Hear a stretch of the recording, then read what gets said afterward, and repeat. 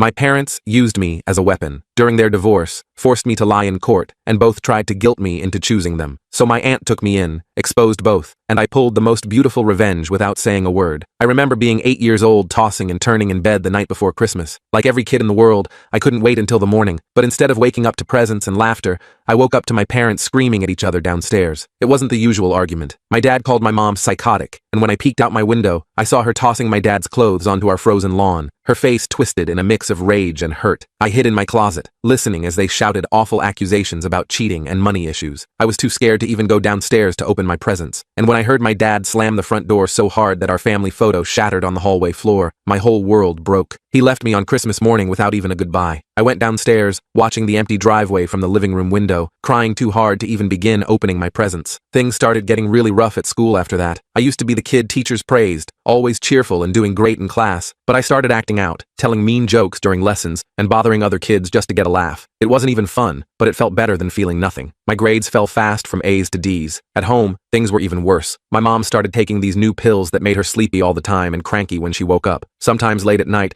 I'd sneak downstairs and see her crying alone in front of the TV, looking totally broken. My teacher, Ms. Cartwright, noticed I was struggling and suggested counseling during a parent-teacher conference. My mom just snapped back, insisting I was fine and didn't need help. But then I heard my dad got a new girlfriend, and things got even worse. It felt like my dad replaced us, and something inside me broke even more. One day, I let the class hamster out, threw erasers at kids, anything to make the noise in my head quieter. Mom eventually found my behavior journal from school, full of angry scribbles about storms and monsters, and convinced herself I was doing hard substances. Even after my teacher explained that these were typical signs of a kid going through a rough divorce, my mom wouldn't listen. She became obsessed with the idea someone was poisoning me, and my dad, instead of helping, used my bad behavior against her in court, telling everyone I was proof she was unfit to parent. I overheard them fighting about it, and that's when I got this idea. If I acted even worse, maybe they'd come together to fix things, but it all blew up horribly. After a really awful day at school, where I wouldn't stop making weird noises during a test, my mom completely lost it. She dragged me into the bathroom, shaking, yelling about substances and bad influences. I sobbed and pleaded with her that I wasn't doing anything wrong, but she grabbed kitchen scissors and hacked a chunk of hair right off my head. It hurt, and I could feel red trickling down, but she didn't care. She shoved me into the car, driving over the speed limit to urgent care. I sat curled up in the back seat, shaking, feeling tinier than ever before. When the doctor prepared the needle to draw my blood, I finally snapped. All the fear and sadness burst out of me at once, and I screamed, "I just want Daddy to come home." Everyone froze. I was crying. The doctor looked between me and my mom, whose eyes didn't even flinch as she told the doctor to just do the test. My blood test, of course, came back clean, but my mom wasn't satisfied. She dragged me outside, claiming we were going to another hospital. But then right as we stepped outside, I saw my dad standing there, looking more furious than ever. I'll never forget what happened after that. My dad was standing there, his face red with anger. He didn't yell or scream. Instead, he spoke in a low, scary voice that I could barely hear. He told my mom that he knew what she was doing, taking me to hospitals for fake tests. He said he had proof she was making up stories about me being sick. The veins in his neck bulged as he clutched a manila folder that I assumed contained the evidence he was talking about. My mom started screaming at him right there in the parking lot. She said I was sick, and he just didn't care enough to notice. Her voice cracked as tears streamed down her face, mascara creating dark rivers on her cheeks. People walking by started staring at us, some slowing down to watch the drama unfold. I felt so small and embarrassed, like I wanted to disappear into the cracks of the concrete beneath my feet. A security guard, a tall man with a stern expression and a crisp uniform, came over and asked us to leave, or he would call the police. My dad grabbed my arm gently and said I was coming with him. My mom tried to pull me back, her nails digging slightly into my skin. I was caught in the middle, being tugged back and forth while they argued about who I belonged to, like I was a possession, rather than their child. The security guard did end up calling the police. When they arrived, their blue and red lights flashing across the hospital's exterior, I had to tell them what happened at the doctor's office. The officer, a kind woman named Officer Martinez with warm brown eyes and a gentle smile, listened carefully. She crouched down to my level, her notepad balanced on her knee. She asked me if I felt safe with either of my parents. I didn't know what to say. I loved them both, but lately, everything felt scary and confusing. That night, I stayed with my dad at his apartment. The place smelled of takeout and laundry detergent, with piles of work documents scattered across the coffee table. He called his lawyer right away, pacing the small living room with his phone pressed to his ear. I heard him talking about Munchausen by proxy, an emergency custody hearing. I didn't understand what those words meant then, but I would learn soon enough. The next few weeks were a blur of court appearances and meetings with social workers. The courthouse was a maze of echoing hallways and rooms that smelled like furniture polish and anxiety. My mom and dad said terrible things about each other. My mom claimed my dad was neglectful and didn't believe in medical care. My dad showed the judge records of all the hospital visits my mom had taken me to, pointing out that doctors never found anything wrong with me. The stack of medical files was at least 3 inches thick. I had to talk to a special person called a guardian ad litem. Her name was Mrs. Wilson, a middle-aged woman with silver-streaked hair and reading glasses that hung from a beaded chain around her neck. Her job was to figure out what was best for me. She asked me lots of questions about living with my mom and dad in her office, filled with children's drawings and potted plants. I tried to be honest, but I was afraid of hurting either of their feelings. The judge, an older man with a white beard and tired eyes, ordered that I stay with my dad temporarily while they investigated my mom. My mom cried when she heard this, her shoulders shaking uncontrollably. She looked at me like I had betrayed her, which made me feel awful, even though none of this was my fault. Living with my dad wasn't much better. He was always working, leaving me alone a lot in the apartment with frozen dinners and instructions to lock the door. When he was home, he was on the phone with his lawyer or typing angry emails to my mom, the blue light from his laptop illuminating his exhausted face late into the night. He never asked how I felt about any of this. Sometimes he would mutter things like, "Your mother is crazy," when he thought I couldn't hear from my bedroom with its thin walls. One night, I overheard my dad on the phone with someone, talking about selling our family home to pay for his lawyer. His voice was strained and desperate as he discussed property values and mortgage payments. When I asked him about it the next morning over a breakfast of cold cereal, he yelled at me for eavesdropping. It was the first time he'd ever yelled at me like that, and it scared me. I spent the rest of the day hiding in my room, sketching in my notebook to distract myself. Things got worse when my mom showed up at my school one day during lunch period. She wasn't supposed to see me without supervision, but she came anyway, standing by the fence in a rumpled coat. She was crying and tried to convince me to come with her, saying she had a doctor in another state who could help me. My teacher, Ms. Gonzalez, saw what was happening and called the principal, who called the police. My mom was arrested right there at my school, handcuffed and placed in a police car. All the other kids saw it happen, their faces a mixture of shock and fascination. After that, the judge was really mad at my mom, but then something happened with my dad too. The guardian ad litem found out he had been leaving me home alone for hours while he worked, even though I was only 12. She also discovered he had a drinking problem that was getting worse during the stress of the custody battle. I had found empty whiskey bottles hidden in the recycling bin, but hadn't known what to say about it. Just when I thought things couldn't get more complicated, my Aunt Rachel showed up. She's my dad's sister, but they hadn't spoken in years because of some old family fight over my grandparents' will. Aunt Rachel came to court one day and asked to speak to the judge. She said neither of my parents was in a position to take care of me properly right now. She stood tall in her simple blue dress, speaking clearly and confidently. Aunt Rachel lived in a small town about an hour away. She was a kindergarten teacher with a cozy house painted yellow with white trim and a friendly golden retriever named Buddy. The judge asked if I would be willing to stay with her temporarily while my parents sorted out their issues. I nodded, not knowing what else to do. The first night at Aunt Rachel's house, I cried myself to sleep in the guest room she had prepared for me, with its patchwork quilt and lace curtains. But in the morning, she made chocolate chip pancakes and didn't pressure me to talk. She just sat with me at her kitchen table, letting me know I wasn't alone. Buddy put his head on my lap, his warm brown eyes looking up at me, as if he understood I needed comfort. Days turned into weeks at Aunt Rachel's house. She never badmouthed my parents, even though she had every reason to be angry with them. Instead, she helped me write letters to both of them and made sure I had regular phone calls. She took me to a therapist named Dr. Kim, who helped me understand that none of this mess was my fault. Dr. Kim's office had comfortable chairs and a sand tray that I could use to express feelings I couldn't put into words. Aunt Rachel came to every court hearing, always dressed neatly and prepared with notes. She spoke calmly and clearly about wanting what was best for me. When my mom started accusing her of trying to steal me away, her face contorted with rage. Aunt Rachel didn't get angry. She just said she was stepping up because I needed someone stable right now. My dad didn't take it well either. He accused Aunt Rachel of interfering in business that wasn't hers, his voice rising in the courtroom. But when the judge asked him about his drinking and work schedule, he couldn't deny that he wasn't in a good place to be a full-time parent. 3 months after I moved in with Aunt Rachel, the judge made a big decision. He said my mom needed serious help for her mental health issues before she could take care of me again. He said my dad needed to address his drinking and work-life balance. Until then, Aunt Rachel would be my legal guardian. My parents were both upset, but for once, they didn't argue. I think they finally realized how much their fighting had hurt me. Living with Aunt Rachel became my new normal. She helped me with homework at her kitchen table, came to my soccer games with a thermos of hot chocolate, and made sure I had everything I needed. She even helped me start a YouTube channel about art, which was way better than the one my mom wanted me to make about being sick. Aunt Rachel and I developed a special bond. She understood me in ways my parents never had. She listened when I talked and respected my opinions. When I was sad about my parents, she let me be sad without trying to fix everything. Sometimes we would just sit on her porch swing, watching the sunset in comfortable silence. A year has passed now. My mom is getting help and doing better. My dad cut back on work and joined AA. They're both allowed supervised visits now. It's not perfect, but it's progress. I have my own room at Aunt Rachel's now, painted light blue with shelves for my growing collection of art supplies. Aunt Rachel says families come in all shapes and sizes. Sometimes the people who are supposed to take care of you can't, and others step in. She says that doesn't mean my parents don't love me. They just weren't able to be what I needed. I don't know what will happen next. The judge will review everything again soon, but for the first time in a long time, I feel safe. And that's something I didn't even know I was missing until I found it with Aunt Rachel. I've been living with Aunt Rachel for 3 months now. The small bedroom that once felt strange has become my own space. I've covered the walls with my drawings and arranged my books just how I like them. Aunt Rachel even helped me paint the walls a soft blue color last weekend. She surprised me with string lights that we hung around the window frame, making the room feel magical at night when everything else is dark and quiet. School is different here too. I don't have to worry about showing up with wrinkled clothes or missing homework anymore. Aunt Rachel checks my assignments every night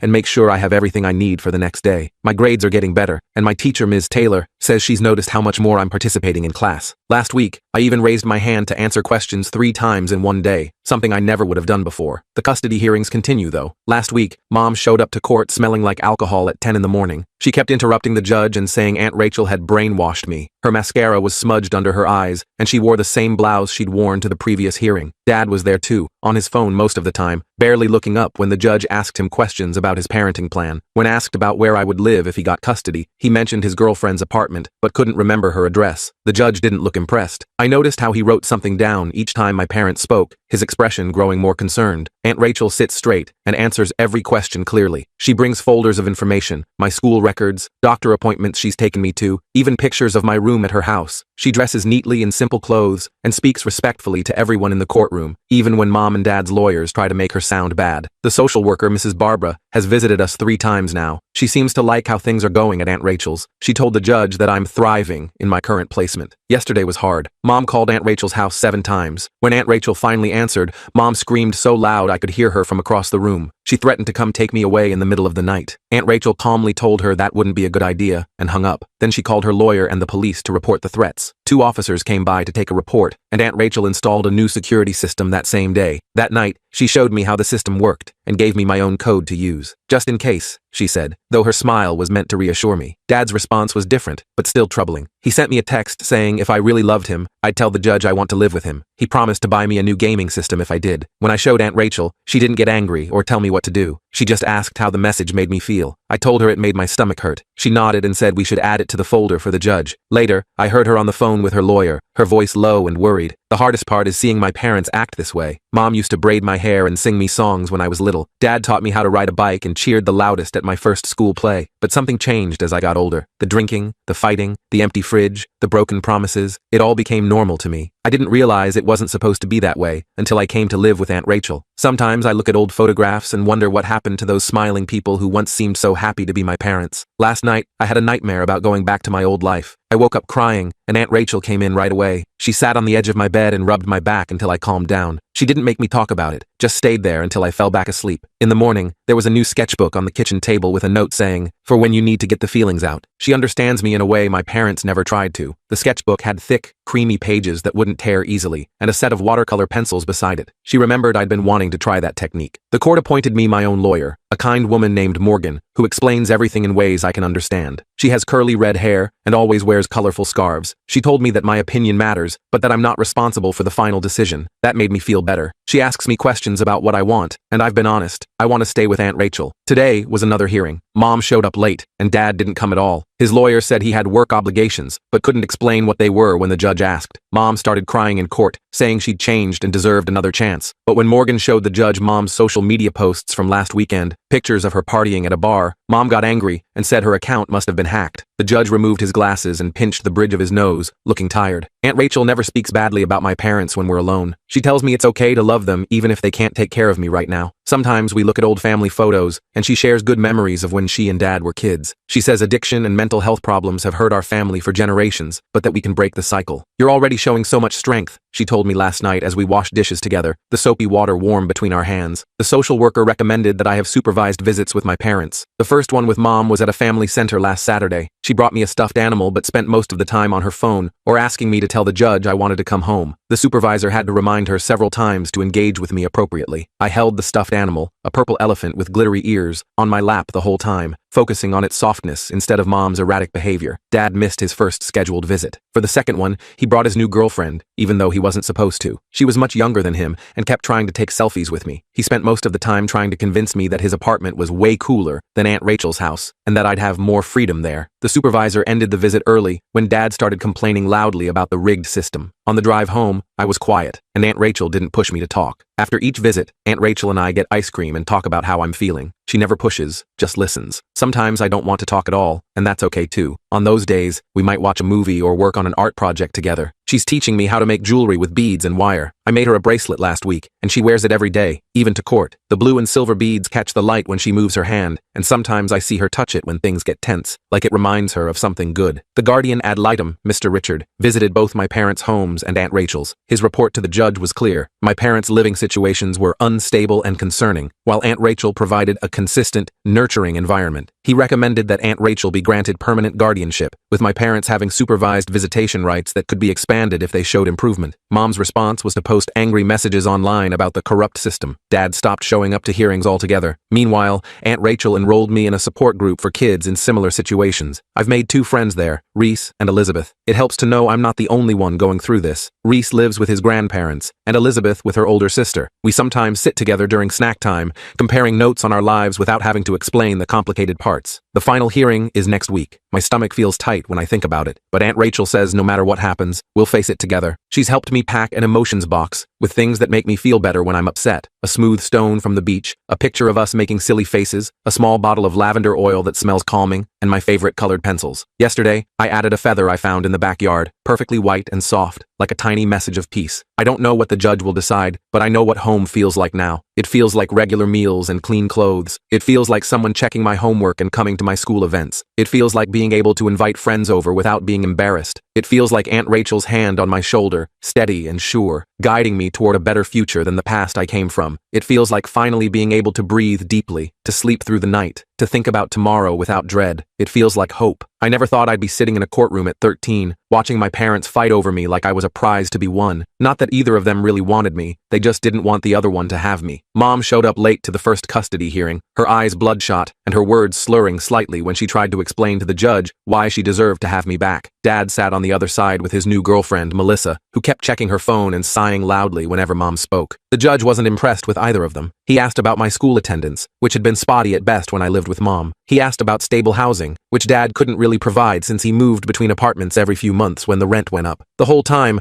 I sat next to a court-appointed guardian who barely knew me, but was supposed to speak for what was best for me. "We'll reconvene in 2 weeks," the judge finally said, "and I expect both parties to provide more concrete evidence of their ability to provide a stable environment." I went home with Dad that day because that's what the temporary order said. His apartment had a pull-out couch for me in the living room. Melissa made it clear it was her home, not mine, by the way she moved my backpack if I left it on her chair, or complained about the bathroom being occupied when I took too long in the shower. Dad tried, I think. He bought groceries and asked about school, but he was gone most evenings at his job at the warehouse, leaving me with Melissa, who mostly ignored me unless I was in her way. Mom called 3 times that week, each time promising she was getting things together, and that soon I'd be back with her. Each call ended with her crying or getting angry at Dad, even though he wasn't on the phone. The second hearing was worse than the first. Mom brought pictures of Dad from years ago when he was drinking heavily. Dad brought up Mom's boyfriend who had a criminal record. They threw accusations back and forth while I sank lower in my seat, wishing I could disappear. That's when Aunt Rachel showed up. I hadn't seen her in years. Dad's older sister who lived 2 states away. She sat quietly in the back of the courtroom, watching everything with a steady gaze that somehow made me sit up straighter. After court, she approached me in the hallway. "Jason," she said, using my name like it mattered. "I'm so sorry I haven't been around. I only just found out what was happening." Dad seemed surprised to see her but not happy. They had a tense conversation while I pretended not to listen. I heard phrases like, "not your business," and "always judging me." Aunt Rachel didn't raise her voice once, just kept talking in that calm, firm way she had. The next day, Aunt Rachel came to Dad's apartment. She brought me a notebook and some colored pencils, remembering from years ago that I liked to draw. While Dad and Melissa argued in the bedroom about her being there, Aunt Rachel asked me questions, real questions about school and what books I liked and if I had friends. She listened to the answers like they mattered. Before she left, she handed me a card with her phone number. "Call me anytime," she said, "day or night." I called her 3 days later when Mom showed up at Dad's apartment drunk, screaming in the parking lot that he was keeping me from her. Dad yelled back that she was unfit to parent a goldfish. I locked myself in the bathroom and dialed Aunt Rachel's number with shaking hands. She answered on the second ring. She didn't tell me everything would be okay or that I shouldn't worry. Instead, she asked practical questions. Was I safe right now? Did I have somewhere quiet to stay until things calmed down? Did I need her to come get me? The next court date, Aunt Rachel was there again, this time with a lawyer of her own. She filed for temporary guardianship, presenting evidence that neither of my parents was currently able to provide a stable home. She had pictures of Mom's apartment with empty bottles everywhere, statements from my teachers about my absences, and incomplete homework when I lived with Mom, and documentation of Dad's frequent moves and the times he'd left me alone overnight with Melissa, who wasn't supposed to be my caregiver according to the temporary custody agreement. The judge listened carefully. For the first time,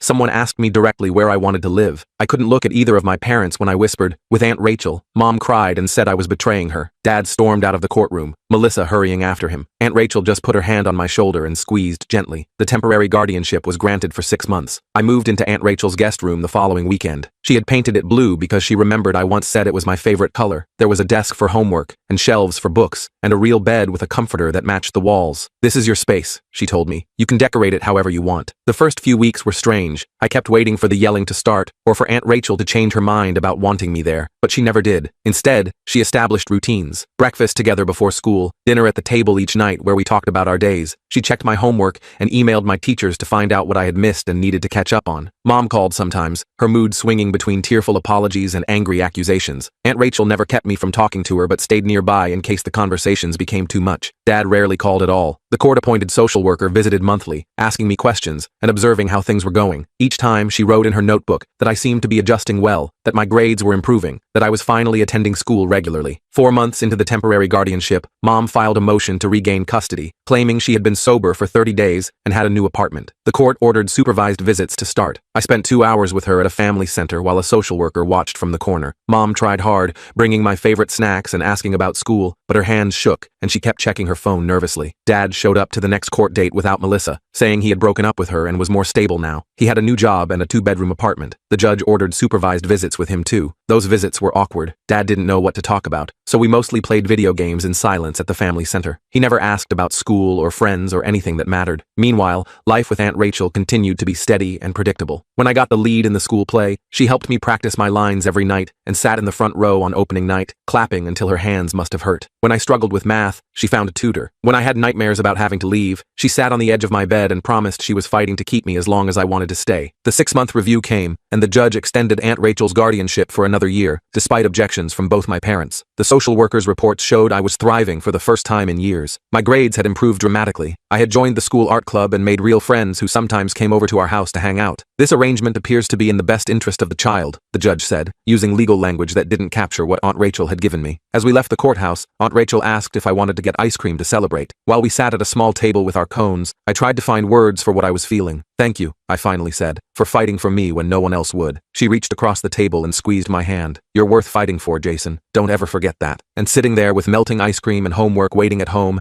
and the knowledge that tomorrow would be just as steady as today, I started to believe her. The ice cream shop's bell jingled as we left, Rachel's car waiting in the parking lot. I didn't want to go home yet. Home meant listening to Mom and Dad scream at each other through the walls. It meant pretending I couldn't hear Mom crying in the bathroom or Dad slamming doors. "Can we drive around for a bit?" I asked. Rachel nodded like she understood everything I wasn't saying. We drove with the windows down, the spring air rushing through my hair. For those 30 minutes, I felt normal. But when Rachel finally pulled up to my house, reality crashed back. Dad's car was in the driveway, which was unusual for a Tuesday. Mom's car was there too. Great. They were both home. "Want me to come in with you?" Rachel asked. I shook my head. "I'll be fine. See you tomorrow." I wasn't fine. As soon as I opened the door, I heard them in the kitchen. They were fighting about me. Again. "He needs stability, Karen. Your constant moving and changing jobs isn't good for him." Dad's voice boomed. "Oh, and your drinking is stable? Coming home at midnight? Real father of the year, Mark," Mom screamed back. I tried to sneak upstairs, but the third step creaked. The kitchen went silent. "Jason, is that you?" Mom called out, her voice suddenly sweet. I had no choice but to go to the kitchen. They were standing on opposite sides of the room, Mom's mascara smudged, Dad's face red. "How was school?" Dad asked, like they hadn't just been screaming about my future. "Fine," I mumbled, heading for the fridge. Mom touched my shoulder. "We need to talk to you about something." That's when they told me they were getting divorced. I'd known it was coming, but hearing it still felt like being punched in the stomach. What I didn't expect was how ugly things would get. The next few weeks were a blur of arguments. They fought over everything. The house, the car, the furniture. But mostly, they fought over me. Not because they both desperately wanted me, but because neither wanted the other to win. I started spending more time at school, volunteering for every club and activity I could find. Rachel noticed and started bringing me dinner when I stayed late at the library. "They're making me choose," news, I told her one evening over pizza. Mom wants me to say Dad's an alcoholic in court. Dad wants me to tell the judge Mom's unstable. Rachel didn't offer empty advice. She just listened, which was exactly what I needed. The custody hearing was scheduled for June. As it got closer, both my parents stepped up their campaigns to win me over. Mom suddenly became interested in my grades and started cooking my favorite meals. Dad took me fishing and bought me a new gaming system. But when they thought I wasn't looking, Mom was dating a new guy every week, sometimes not coming home until morning. Dad was drinking more than ever, empty bottles piling up in the recycling bin. The night before the hearing, I couldn't sleep. I texted Rachel, but it was too late for her to respond. I stared at my ceiling, wondering how my life had fallen apart so quickly. The courthouse was cold and formal. I sat outside on a wooden bench while my parents and their lawyers met with the judge. I could hear raised voices through the door. My stomach hurt. That's when Aunt Maggie showed up. I hadn't seen Dad's sister in almost a year. She lived 3 hours away and ran her own business, so she didn't visit often. But there she was, striding down the hallway in her sensible shoes and blue blazer. "Jason," she said, sitting beside me. "I'm so sorry about all this." Before I could answer, the courtroom door opened. The judge called me in. For 30 minutes I answered questions about my parents while trying not to cry. I didn't want to hurt either of them, but I couldn't lie. When asked about Mom's parenting, I mentioned the nights she didn't come home. When asked about Dad, I admitted he sometimes passed out on the couch surrounded by beer cans. The judge's face grew more concerned with each answer. When I left the room, Aunt Maggie was waiting. She put her arm around me and led me to the cafeteria for a sandwich. "You did well in there," she said. "Telling the truth is hard, but it's important." 2 hours later, we were called back. The judge looked tired as she delivered her decision. Neither of my parents would get full custody. Instead, there would be a temporary arrangement while they both addressed their personal issues. That's when Aunt Maggie stood up. "Your Honor, if I may," she said. She proposed that I live with her while my parents sorted themselves out. The judge seemed relieved to have a solution. My parents were furious. They started arguing right there in the courtroom until the judge threatened to hold them in contempt. That night, I packed my things while Mom cried in her bedroom and Dad yelled on the phone to his lawyer. Aunt Maggie waited patiently in her car. The drive to her house was quiet. I watched my neighborhood disappear in the side mirror, feeling both sad and relieved. Aunt Maggie's house was nothing special, a small 2-bedroom with a garden out back, but it was peaceful. She showed me to my room, which she'd quickly prepared with fresh sheets and a desk for schoolwork. "This is temporary," she said, "until your parents get their act together, but you can stay as long as you need." The first week was awkward. I missed my friends, especially Rachel. Aunt Maggie enrolled me in the local school, but I felt like an outsider. Every night, either Mom or Dad would call, making promises about getting me back soon. But as weeks turned into months, something changed. Aunt Maggie never tried to replace my parents, but she was steady in a way they hadn't been in years. She came to my soccer games. She helped with homework. She made sure I had 3 meals a day and clean clothes. When I got sick with the flu, she took time off work to care for me. When I was sad about missing my old life, she didn't dismiss my feelings or make it about her. By fall, both my parents were fighting Aunt Maggie in court. They claimed she had stolen me, but the judge saw through it. Neither had completed the programs the court ordered, Mom's counseling or Dad's rehab. Aunt Maggie hired a lawyer with money she'd saved for a kitchen renovation. "You're worth more than new countertops," she told me with a smile. In November, the judge granted Aunt Maggie temporary guardianship for 6 months. My parents could visit, but only under supervision. On Thanksgiving, Aunt Maggie invited Rachel to drive up and join us. Seeing her walk through the door made me realize how much I'd missed her. We spent the afternoon playing board games while Aunt Maggie cooked. That night, after Rachel left to drive home, Aunt Maggie and I sat on the porch swing despite the cold. "I got a call from your dad today," she said. "He's thinking about moving to Arizona for a job." My heart sank. "He's giving up on me?" Aunt Maggie shook her head. "I think he's finally realizing that what's best for you might not include him right now. That's not giving up. That's growing up." I thought about that for a long time. What about Mom? She's still fighting, but the judge is running out of patience. The next day, I called both my parents. The conversations were hard, but necessary. I told them I was happy with Aunt Maggie. I told them I still loved them, but I needed stability. Dad cried. Mom got angry. But for once, I didn't feel responsible for their feelings. Winter came, bringing snow to Aunt Maggie's little yard. We built a snowman and drank hot chocolate. I made friends at my new school. I joined the debate team. Life settled into a rhythm I hadn't experienced in years. In January, the court made Aunt Maggie's guardianship permanent, with reviews every year. My parents could apply for custody again, but only if they showed significant improvement. That night, Aunt Maggie and I celebrated with takeout Chinese food. "You know," she said, passing me the fortune cookies, "I never planned on having kids, but being your aunt, your guardian, is the best thing that's ever happened to me." I broke open my cookie and read the fortune. "Home is where you find peace." Looking around at Aunt Maggie's modest living room, with its mismatched furniture and my soccer trophies on the shelf, I knew I had found mine. I smiled at Aunt Maggie across the table. It had been almost 2 years since she'd become my guardian. 2 years since the judge had finally ended the ugliest custody battle our small county courthouse had ever seen. Before Aunt Maggie stepped in, my life was a constant tug of war between Mom and Dad. They'd split when I was 12, and things got nasty fast. Dad claimed Mom was unstable and neglectful. Mom said Dad was controlling and manipulative. I was stuck in the middle, shuttled between their homes every week like unwanted baggage, my belongings perpetually packed in a duffel bag that never fully emptied at either house. Dad would grill me about Mom's new boyfriend. Is he staying overnight? Does he drink? What time does your mother get home? He'd record our conversations without telling me, hoping to catch something he could use in court. Sometimes I'd notice his phone casually placed on the coffee table, screen dark but voice memo running, and my words would dry up in my throat. Mom wasn't better. She'd forget to take me to soccer practice on days when Dad was supposed to watch me play. She'd schedule doctor appointments during my weekends with him, then tell the judge he wasn't meeting my medical needs. Once, she even enrolled me in an art class that met every Saturday morning, right when Dad was supposed to pick me up, without telling either of us until the instructor called wondering where I was. The worst part was how they used money against each other. Dad suddenly stopped paying child support, claiming Mom was spending it on herself. Mom responded by maxing out their old joint credit card on expensive clothes for me that I didn't need or want. I remember standing awkwardly in a high-end department store as she piled designer jeans into my arms,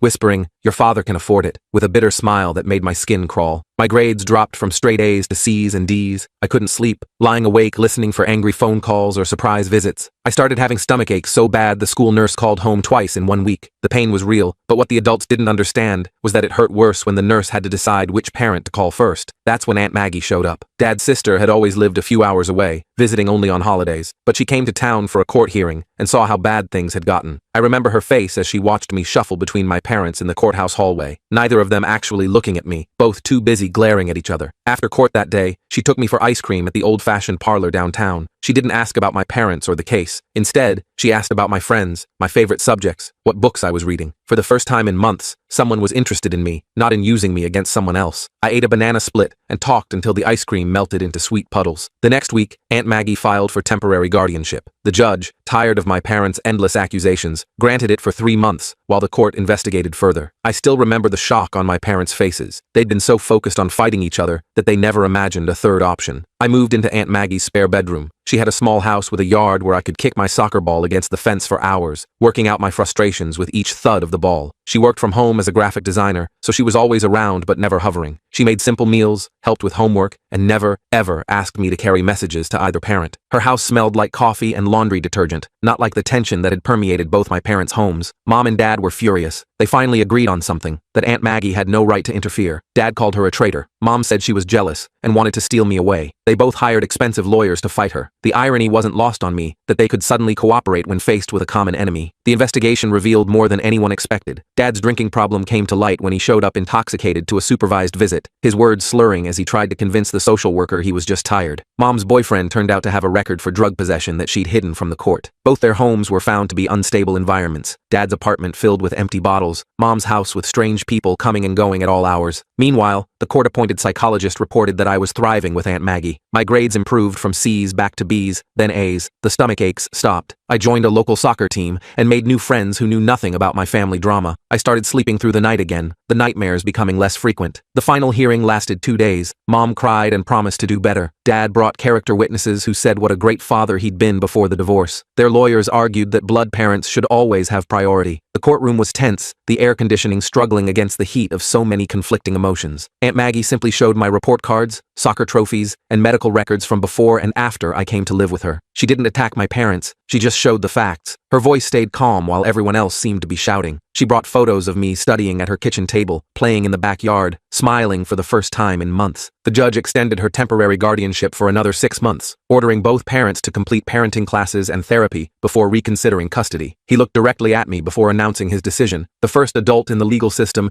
who seemed to see me as a person rather than a problem to solve. Neither of them completed the requirements. Dad moved to Arizona for a job opportunity a month later, packing his apartment and leaving only a hasty goodbye and promises to call often. Mom started dating someone new and missed several scheduled visits, always with elaborate excuses about car trouble or work emergencies. They both called occasionally, sent birthday cards sometimes, but their interest in the custody battle seemed to fade once they couldn't use me to hurt each other anymore. When the 6 months ended, the judge made Aunt Maggie my permanent legal guardian. Mom didn't even show up for the hearing. Dad called in from Arizona, saying he supported his sister taking care of me until he was more established in his new life. The courtroom was nearly empty that day, a stark contrast to the packed emotional hearings from before. That was 18 months ago, Since then, we'd settled into a routine that felt normal, even comfortable. Aunt Maggie came to every soccer game, cheering loudly from the sidelines in her mismatched team colors. She helped me study for tests, making flashcards late into the night. She taught me to cook simple meals and let me decorate my room how I wanted. When I had nightmares about the fighting, she'd sit with me until I fell back asleep, never making me feel weak for being scared. Dad called on holidays. Mom sent occasional texts. I visited Dad in Arizona last summer for 2 awkward weeks of tourist attractions and forced conversations. Mom had moved to a neighboring town with her new boyfriend and saw me for lunch every few months, always at the same chain restaurant where she'd spend most of the time on her phone. They were like distant relatives now, people I knew but didn't rely on. "What does your fortune say?" I asked Aunt Maggie, pushing away memories of the custody battle. We were finishing our weekly Chinese takeout, a Friday tradition we'd established early in my stay. She cracked open her cookie and read it with a smile. "A happy family is made, not born." We both laughed at how perfect it was. The next morning, I found a letter in the mail from Dad. He was getting married again and wanted me to be in the wedding. Aunt Maggie saw my face as I read it. "You don't have to decide right away," she said, "and whatever you choose is okay." That afternoon, Mom texted that she was pregnant and would be busy with the new baby, but hoped we could still have our monthly lunches. I showed Aunt Maggie both messages. She didn't criticize either of my parents. She just listened as I sorted through my complicated feelings. "They're moving on with their lives," I said finally. "Yes," Aunt Maggie agreed, "and that's okay. People change and grow. The important thing is that you know where home is." I thought about that as I did my homework that evening. Mom and Dad had both chosen new paths that didn't center around me. Maybe that was healthier than fighting over me like I was a prize to be won. Maybe it was even a kind of love, recognizing that Aunt Maggie could give me something they couldn't. The next day at school, my English teacher assigned an essay about family. The other kids groaned, but I started writing immediately. I wrote about how family isn't always what you're born into. Sometimes it's what you find when everything falls apart. I wrote about soccer games and Chinese takeout, about mismatched furniture and late-night talks. I wrote about a woman who never planned to have kids, but became the parent I needed. When I got home, Aunt Maggie was in the kitchen making spaghetti, my favorite meal on ordinary weeknights. Not because something terrible had happened, or because she was trying to win my loyalty against someone else, just because this was our life now. I put my backpack down and joined her at the counter to help with the garlic bread. We worked side by side without talking much. We didn't need to. The custody battle was over. The courts were done with us. My parents had moved on to new chapters. And here in this kitchen, with this unexpected family we'd built, I had found something worth more than winning any fight. I had found peace.